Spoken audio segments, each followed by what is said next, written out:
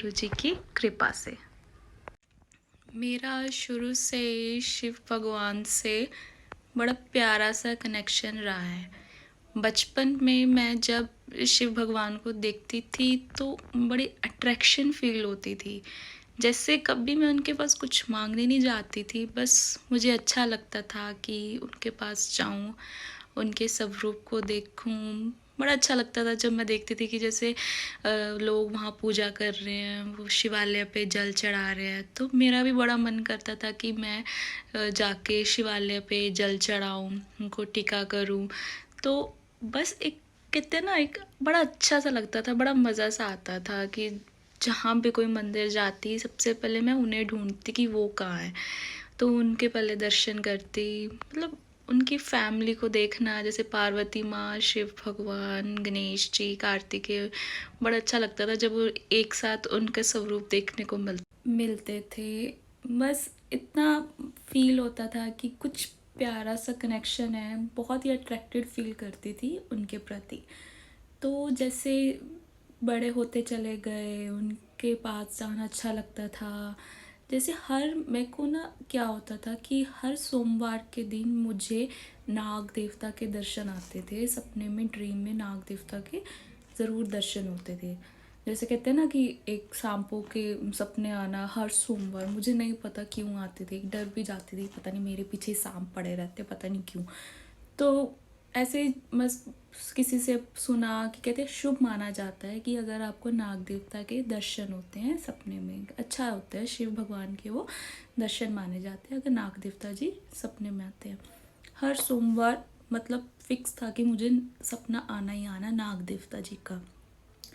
Then जब भी कभी मन करता, देन बड़े होते चले गए और उनके प्रति काफ़ी अट्रैक्शन बढ़नी शुरू हो गई। जब सुनते थे ना कि आज जैसे कोई शिव भगवान का कोई जैसे महाशिवरात्रि है, तो सावन है, बड़ा मज़ा आता था कि हाँ अब तो मंदिर जाएंगे, काफ़ी अच्छी रौनक होगी, काफ़ी मज़ा आता था उनके साथ उनको देखना, उनसे बातें करना। मतलब बस एक प्यारा सा कनेक्शन था। हुआ क्या कि जैसे जैसे हम बड़े होते चले गए तो किसी ने बताया कि आप बस शिवालय पे जल चढ़ाया करो। कुछ मतलब सालों पहले ना थोड़ा सा बेचैनी सी रहती थी, थोड़ी हेल्थ भी अच्छी नहीं रहती थी। तो हमारे जैसे जो घर के बाहर पंडित जी हैं, जहाँ बहुत ही पास शिव मंदिर है, उन्होंने बोला कि आप शिवालय पे डेली जल चढ़ाने आया करो। तो बस मेरा वही रूटीन बन गया कि मैं जाती थी शिवालय पे जल चढ़ाती थी और शिव स्तुति पढ़कर आती थी। अच्छा लगता था कि चलो अब मन को शांति है। अच्छा दिन भी गुजरता था जब उनके दर्शन करने जाती थी। देन 2 साल पहले, जब अभी गुरुजी से जुड़े भी नहीं थे, 2 साल पहले मेरे पापा का ना एक्सीडेंट हो गया। तो जैसे उनकी ना बाजू फ्रैक्चर हो गई और उनको रॉड डलनी थी। तो इतना मतलब टेंस्ड कि एकदम से क्या हो गया, फादर को इतनी तकलीफ़ में देखा भी नहीं जाता।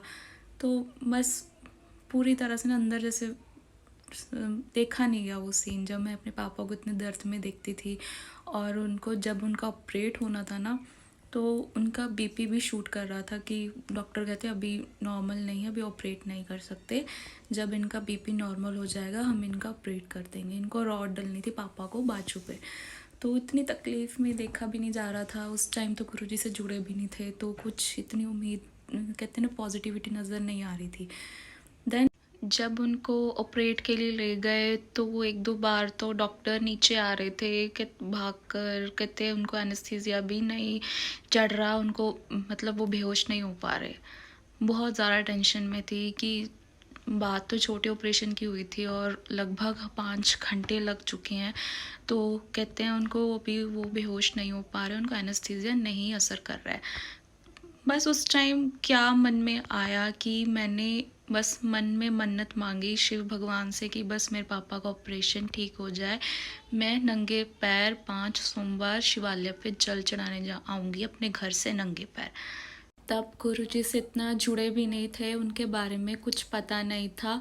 बस जो उस टाइम मन में मन्नत मांगी वो शिव भगवान से ही मांगी कि आप प्लीज़ मेरे पापा का ऑपरेशन ठीक कर दो, मैं 5 सोमवार नंगे पैर शिवालय पर जल चढ़ाने आऊँगी अपने घर से।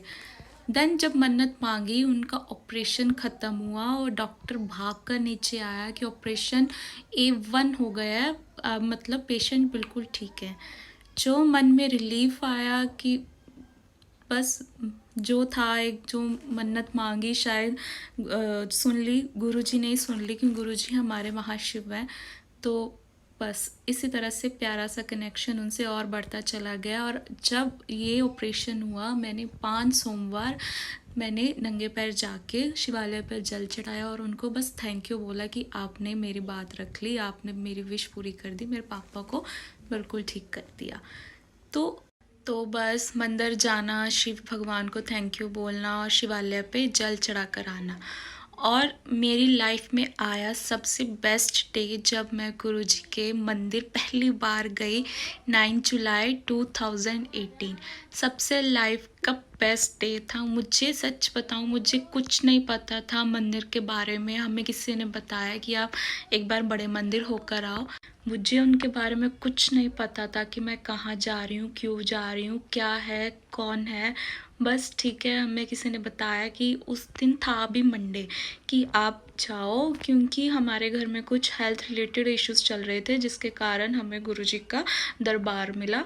और सच मानूं, मुझे उनके बारे में 1% पता नहीं था कि मैं कहाँ जा रही हूँ, क्यों जा रही हूँ। ठीक है, उन्होंने बोला चलो, मैंने कहा चलो चलते हैं। मैं तो ऐसे घूमने के लिए गई थी कि चलो एक आउटिंग मिल जाएगी। जब मैं वहाँ मंदिर गई, इतनी, जैसे 7 जुलाई को हमारे गुरुजी का बर्थडे होता है, तो मंदिर सजा हुआ था, सजावट अभी हटाई नहीं थी। मैंने देखा कि तो एक हेवन में आ गई हूँ, इतनी शांति, इतना सुकून। एक कहते हैं ना कि कभी लाइफ में किसी को प्रॉब्लम्स होती हैं, तभी वो गुरुजी के पास जाता है, तभी वो इंसान भगवान के पास जाता है। सच बताऊं, मेरे लाइफ में ऐसी कोई दिक्कत नहीं थी, ऐसी कोई प्रॉब्लम नहीं थी। बट मैं तो बिना किसी प्रॉब्लम के, बिना किसी ऐसे अपनी लाइफ में ऐसे कुछ हेल्थ इशू के, टचवुड, बस कहते ना, एक गुरुजी के पास गई थी एज अ मिलने के लिए, कि एक अच्छा लगा कि जब मैंने देखा उनका बाहर गणेश जी हैं, विराजमान हैं, उनके दर्शन किए, मेरे को लग रहा था कि ये तो मैं अपनी ही जगह पे आई हूँ। देन समाधि दर्शन किए, तब इतना नहीं पता था, सिर्फ हाथ जोड़ दिए और चुपचाप उनके दर्शन करके आगे चल दिए।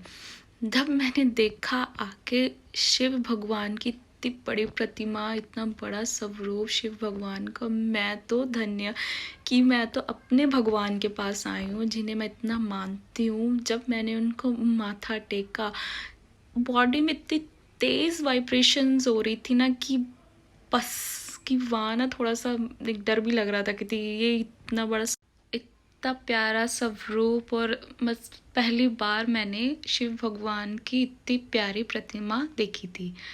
देन आगे बढ़े, हमें जल प्रसाद मिला, जल प्रसाद पिया और आगे बढ़े तो देखा जैसे दरबार के ऊपर इतना बड़ा शिवलिंग, पहली बार देखा था मैंने इतना बड़ा शिवलिंग।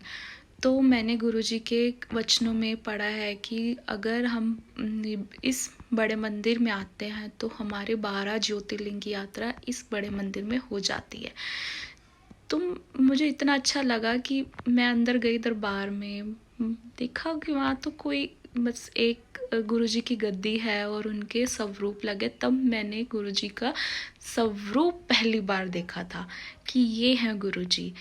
बस उनको माथा टेका, उनकी गद्दी पे सिर झुकाया और वहाँ जाके हम नीचे बैठ गए। तब चल रहा था ओम नमः शिवाय का जाप चल रहा था बड़े मंदिर में, दरबार में।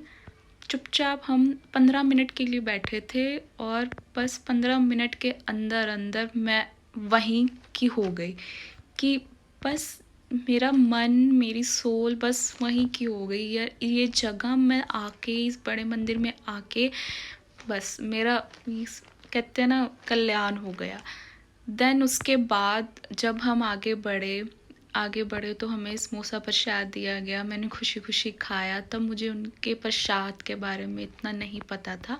धीरे धीरे पुरानी संगत के थ्रू सब गुरुजी के बारे में पता चलना शुरू हुआ। सोशल मीडिया के थ्रू गुरुजी के बारे में पता चलना शुरू हुआ कि, और मुझे एक बात पता चले कि गुरुजी हमारे पंजाब से हैं, गुरुजी हमारे पंजाबी हैं। मैं तो खुद पंजाब से हूँ, खुद पंजाबी हूँ। मेरा तो और बस कनेक्शन इतना स्ट्रॉन्ग हो गया कि वो पंजाबी बोलते हैं। मैंने कहा वाह गुरुजी कि आप पंजाब, तुसी भी पंजाबी, असी भी पंजाबी। तो बस एक ना इतना अच्छा फील हुआ ना कि हाँ कि कुछ मेरे कहते हैं ना बस स्टेट से गुरुजी हैं, मेरी स्टेट तो क्या गुरुजी ने खुद चूज़ की है। तो बस कहते हैं ना एक फादर का रिलेशन बन गया। बस उसके बाद मैंने पीछे मुड़ के कभी नहीं देखा। हर महीने गुरुजी ने बड़े मंदिर बुलाया, हर महीने में 1-2 बार वो ज़रूर बुलाते हैं। अभी तो बस दर्शन नहीं हो पा रहे हैं, ठीक है। हम सोशल मीडिया के थ्रू गुरुजी के डेली लाइव दर्शन कर लेते हैं रात को 7 बजे फेसबुक पे गुरुजी के आश्रम के पेज से। तो बस हर महीने उन्होंने बुलाया, हर महीने उन्होंने इतनी प्यारी ब्लेसिंग्स देते गए, अपने साथ जोड़ते गए, प्यारे प्यारे सत्संग्स बनाते चले गए और संगत से जोड़ते चले गए ताकि गुरुजी के बारे में पता लगना शुरू हुआ।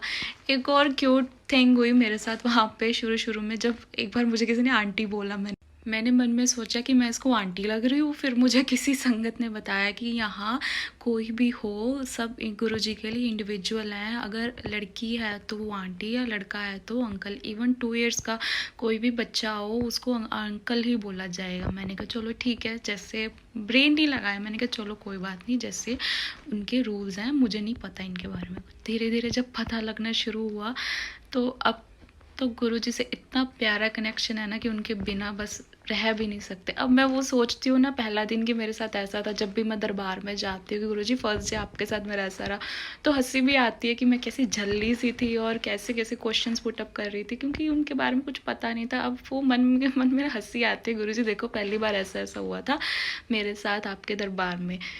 बस ये मेरे बहुत प्यारी प्यारी स्टोरी सत्संग बस और भी हैं, आगे बस शेयर करती रहूँगी।